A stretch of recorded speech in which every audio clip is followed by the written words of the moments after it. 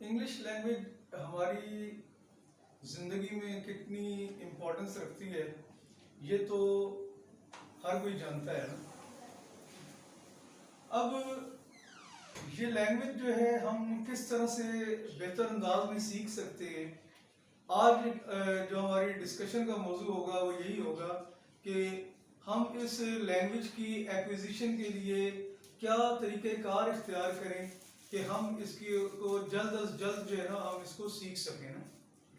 ایک short Spain of time میں آپ دیکھتے ہوں گے کہ ہمارے اسکولس کے اندر، ہمارے کالجز کے اندر، ہماری یونیورسٹیز کے اندر انگلش جو ہے وہ ایک کمپلسری سبجیکٹ کے طور پر پڑھایا جاتا ہے. ٹھیک ہے، ہم اسکولس میں مطلب 11-12 سال انگلش پڑھتے ہیں، مطلب یوں کہہ رہے ہیں کہ نرسری سے لے کر کلاس 10 تک. پھر اس کے بعد ہم انٹرمیڈیٹ لیول کے اوپر ہم 2 سال انگلش پڑھتے ہیں. پھر اس کے بعد ہم گریجویشن کے اندر بھی 2 سال یا 4 سال ہم انگلش پڑھتے ہیں. اس طرح سے جو انگلش کا ایک سپین جو ہوتا ہے وہ ایک بہت بڑا سپین بن جاتا ہے. لیکن بدقسمتی کی بات یہ ہے کہ اتنا عرصہ انگلش پڑھنے کے باوجود بھی ہمارے اسٹوڈنٹس جو ہوتے ہیں وہ انگلش کو بہتر انداز میں نہ تو وہ بول سکتے ہیں، نہ اس کو وہ انڈرسٹینڈ کر سکتے ہیں، اور نہ ہی وہ بہتر انداز میں اس کو لکھ سکتے ہیں نا. ریڈنگ کی صورتحال بھی یہی ہوتی ہے. اس کی وجہ کیا ہے؟ دیکھیں، یہ 12-13 سال کا پیریڈ جو ہوتا ہے یہ کوئی چھوٹا پیریڈ نہیں ہوتا، یہ بہت لانگ پیریڈ آف ٹائم ہے، ایک سپین آف لائف ہے. اس کے اندر ایک لینگویج کی ایکویزیشن میرے خیال میں تو اگر نیٹو نہیں تو کم از کم کلوز ٹو نیٹو اسپیکرز ہو جانی چاہیے. لیکن ایسا نہیں ہوتا. اس کی وجہ کیا ہے؟ اس کی وجہ یہ ہے کہ اس کو انگلش کو ایک سبجیکٹ کے طور پر تو پڑھایا جاتا ہے لیکن ایک لینگویج کے طور پر اس کو نہیں پڑھایا جاتا. سوری ٹو سے. اس کی وجہ یہ ہے کہ لینگویج کو ایکوائر کرنے کے لیے جو پہلی کنڈیشن ہوتی ہے وہ یہ ہوتی ہے کہ آپ اس لینگویج کو سن سکتے ہوں، آپ زیادہ سے زیادہ سنتے ہوں اس چیز کو. لیکن ہمارے اسکولس کے اندر بچوں کو اس طرح کی کوئی اپرچونٹی جو ہے وہ اویلیبل نہیں کروائی جاتی کہ بچے جو ہے وہ اپنی لسننگ پریکٹس کر سکیں نا. یہی وجہ ہے کہ لسن کے بغیر وہ انگلش کو کبھی بھی سپیک بہتر انداز میں نہیں کر سکتے. تو پہلی بات تو یہ ہے کہ اگر آپ انگلش لینگویج کو سیکھنا چاہتے ہیں تو آپ کو اپنی لسننگ کے اوپر فوکس کرنا ہوگا. لسننگ جو ہے نا یہ پہلا سٹیپ ہے لینگویج ایکویزیشن کا نا. اب ایک مثال اس کی ہم اس طریقے سے لے سکتے ہیں کہ ایک بچہ ہے نا، بچہ کہ وہ اپنے گھر کے اندر اپنی لینگویج کو کس طرح سے سیکھتا ہے. تو آبویسلی وہ اس لینگویج کو سیکھتا ہے سن کر نا.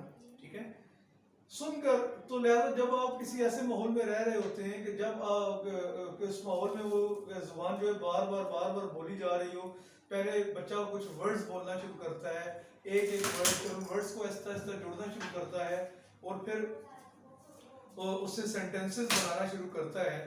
تو اس طرح سے آپ لینگویج کو سیکھ سکتے ہیں. رائٹ؟ تو آپ لینگویج کو سیکھیں ایک بچے کی طرح نا.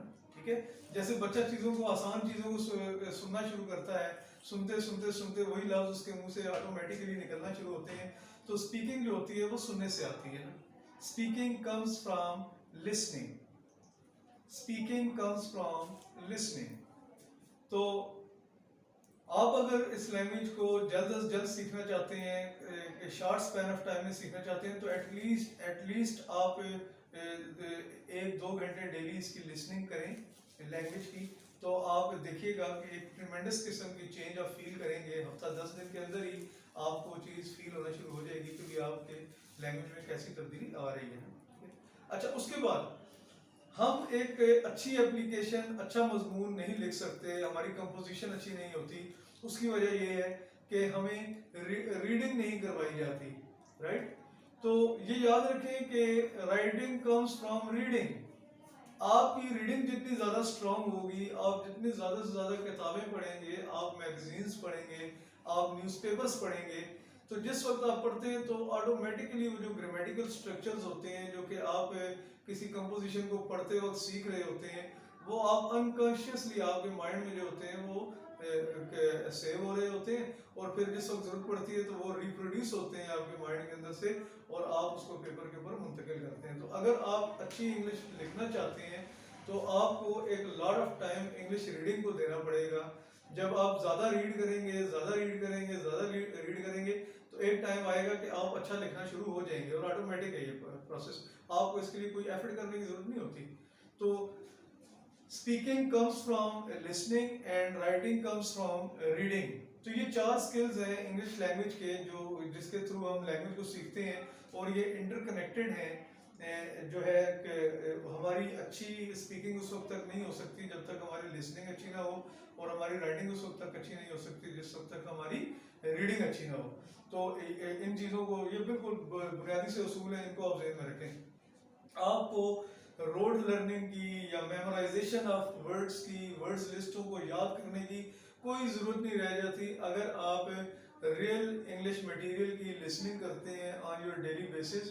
کیونکہ جب ریئل انگلش جو کہ نیٹو اسپیکرس کی انگلش ہوتی ہے, جب آپ ان کی اسپوکن انگلش جب آپ سن رہے ہوتے ہیں تو آپ وہی چیز سیکھ رہے ہوتے ہیں, رائٹ. آپ اگر سینٹنسز کو یاد کریں گے, ایک دن یاد کریں گے, دوسرے دن بھول جائیں گے, تو وہ آپ کے لیے ایک بہت بڑا یوں کہنے کہ بھی ایک ٹیڈیس قسم کا ٹاسک ہوگا اور آپ کی لرننگ بہت ہی سلو ہوگی نا. تو ہمیشہ انگلش کی لرننگ کریں from listening the real English material, the English spoken by the native English speakers, British people, American people, right. جب وہ انگلش بولتے ہیں تو آپ کو ریئل انگلش فریزز ملتی ہیں اور آپ کی انگلش جو ہوتی ہے وہ بہت اسٹرانگ ہونا شروع ہوتی ہے اور بہت تیزی کے ساتھ جو ہے وہ امپروو ہونا شروع ہوتی ہے. تو ان اصولوں کو آپ ذہن میں رکھیں اور ان کو ذہن میں رکھتے ہوئے آپ آج ہی انگلش کی لرننگ سٹارٹ کریں اور آپ انشاءاللہ دیکھیے گا کہ with in a short span of time you will take the results. Okay, وہ رزلٹ جو کہ آپ نے 12, 13, 14 سال میں اپٹین نہیں کیے, وہی ریزلٹس اگر آپ مہینے 2 مہینے میں حاصل کرنا شروع کر دیں تو obviously there is the difference, you are making some difference, right. تو you have to change the way you are learning the language. Inshallah you will improve tremendously. Thank you very much. See you next time.